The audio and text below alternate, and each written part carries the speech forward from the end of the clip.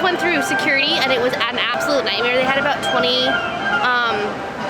metal detectors and they were shoving people through, and the metal detectors kept beeping for like literally everyone. I took everything like off except for my yoga pants and my tank top, and I still had to have the wand on me. It was ridiculous.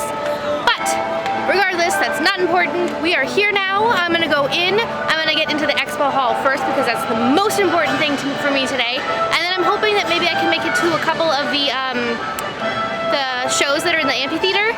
So let's begin. It is really busy and crowded in here today. They had both sides of the ticket counters open to get in. So first things first, we got in line for the Expo. We are all the way back here by Transformers, and it's a 3-hour wait right now. So we're just gonna hang out in line and wait 3 hours.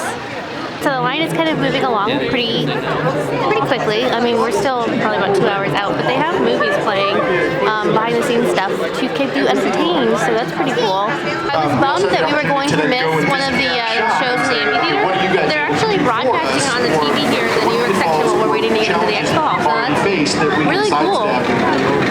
Kind of keeps you entertained while you're waiting so long to get in. What would you say? So just like at Halloween Horror Nights, they actually have a beer cart in the queue line. It's only been about an hour now, but the line's moving pretty quickly. We're almost in.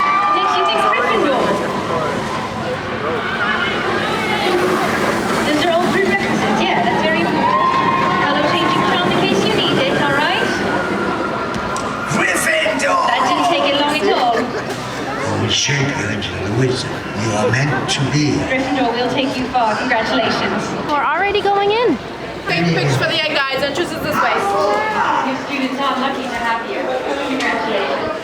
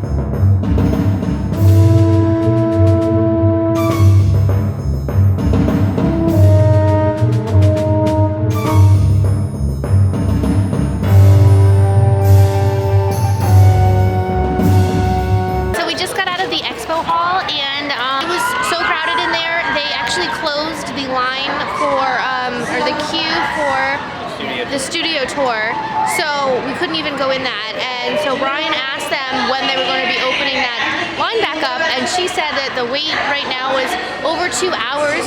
So you waited 3 hours to get into it, and then another 2 once you get inside the expo to get to the studio tour. So they closed it, and they're waiting for the line to go down under 2 hours or under an hour, I think she said. So we just skipped it. It's really short. She said it was only about 20 minutes long. We walked through inside. I just couldn't handle the crowd anymore. So we're out. We're gonna go do something else now. Aguamente! Quick stop between Universal and Islands. We stopped at Hot Dog Hall of Fame, and I got myself a Boston dog and fries. We made the mistake of leaving to go get lunch, and now the lines to get back in are crazy. We decided to skip the crazy lines and just go over here to the side door, which looks like nobody knows that it's open, and just get in real quick. We're gonna kick it off with a bang. It's not gonna be a sad goodbye, it's gonna be a good goodbye. Are you guys ready? All right, once again, my name is Austin. I am going to walk you through this final panel. You guys know what time it is. It's time for you to ask some questions. As a member of Dumbledore's Army and Ravenclaw's Seeker, our next guest is an actress who portrayed Cho Chang. Please help me welcome Katie Leung. Please help me welcome Matthew Lewis.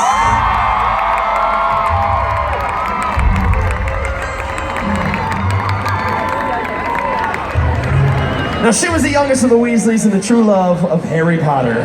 Please help me welcome the actress who portrayed Ginny Weasley, Bonnie Wright!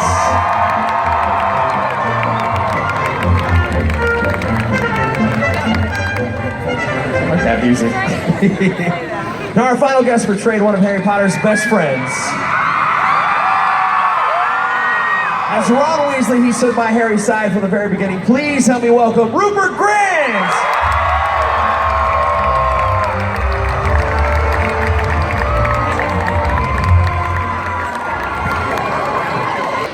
I mean, me personally, it's not so much actual piece of advice that he gave. I think a lot of it was the way that he held himself. You know, the professionalism, the charm, the humor.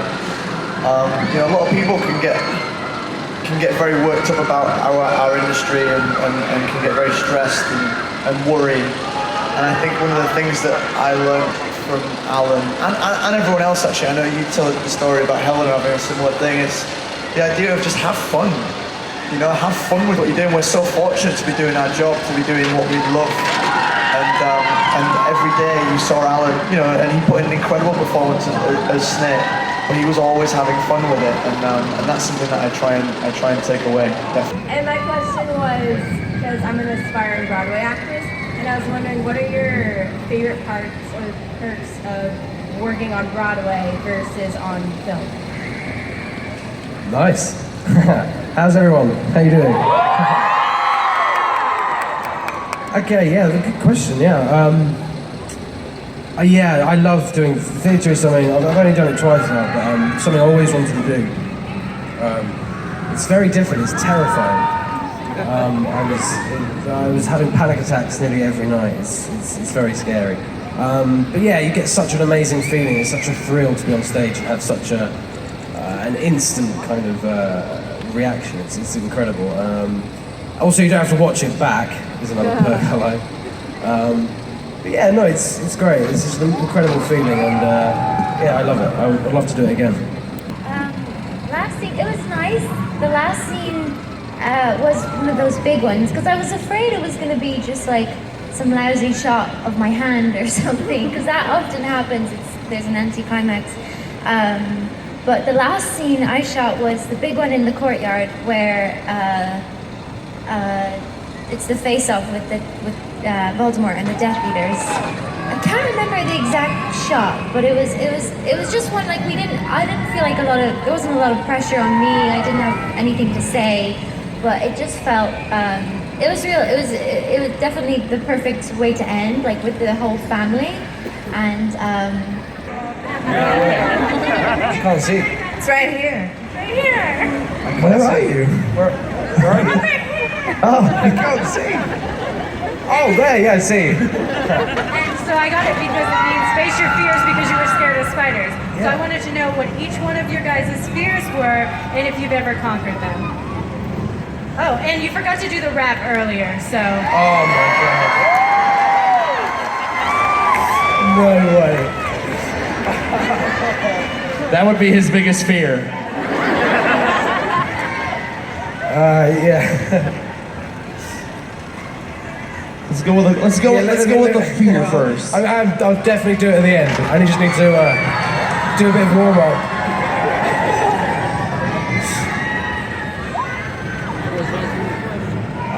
I will do it, I promise. I'll try and remember.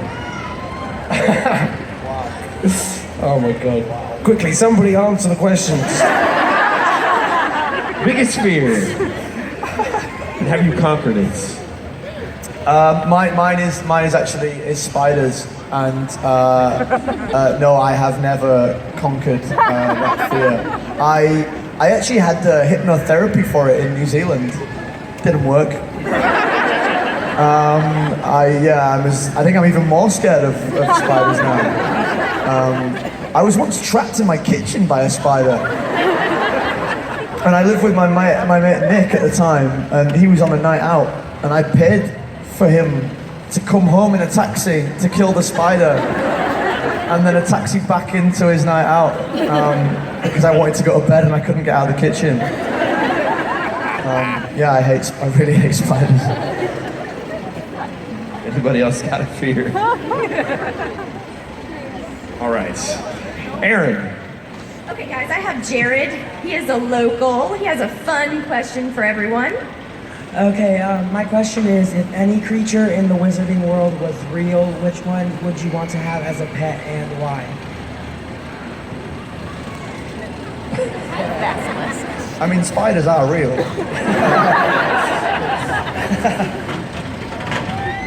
I would like to have Ginny's one, which is a pygmy puff, because who doesn't want... Yeah, who doesn't want a nice little pink fluffy sort of shoulder companion there? That's a good one. I get confused between the beasts of Fantastic Beasts and of Avatar. And I was about to be like, a flying bison, which is Avatar, I think. I'd like a flying bison. Or a Charmander. No, again, it's all I love the Kneasels. You know the Kneasel, it's in the Magical Menagerie. It's just this giant orange cat with a little tufty tail. I think that's the only thing that's missing from my cat, magic powers. So yeah, Kneasel.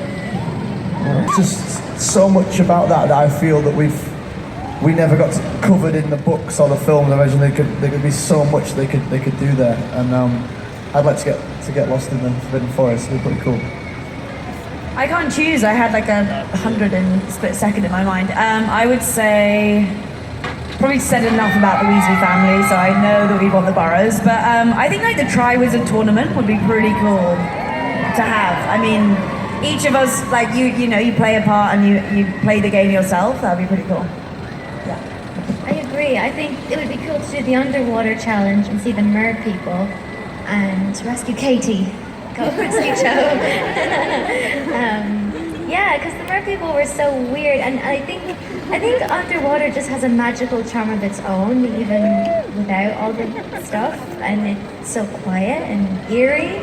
And I also can't swim, so I'd like to be on a ride that just pretends I can swim and be a mermaid. I wish we had a Quidditch pitch. That would be really great. Yeah. All of those things could happen, you never know. So it was a really fun day. I'm glad that we stuck around and waited out for the Q&A Expo. It sucks that we got there like onto the lawn like 45 minutes before it even started, and we were so far back. They did a different kind of roping off that they didn't do for the grand opening or the opening night ceremonies. So they had like the front row was like the VIP package, and then the next row was the like vacation package, and then everybody else was like really far back. So it was really hard to get close and be able to see, especially since I'm so short. But I loved it. It was awesome. I really enjoyed a lot of their responses. Matthew Lewis is hilarious, and I did not realize that before. Goodbye, Universal. See you next weekend.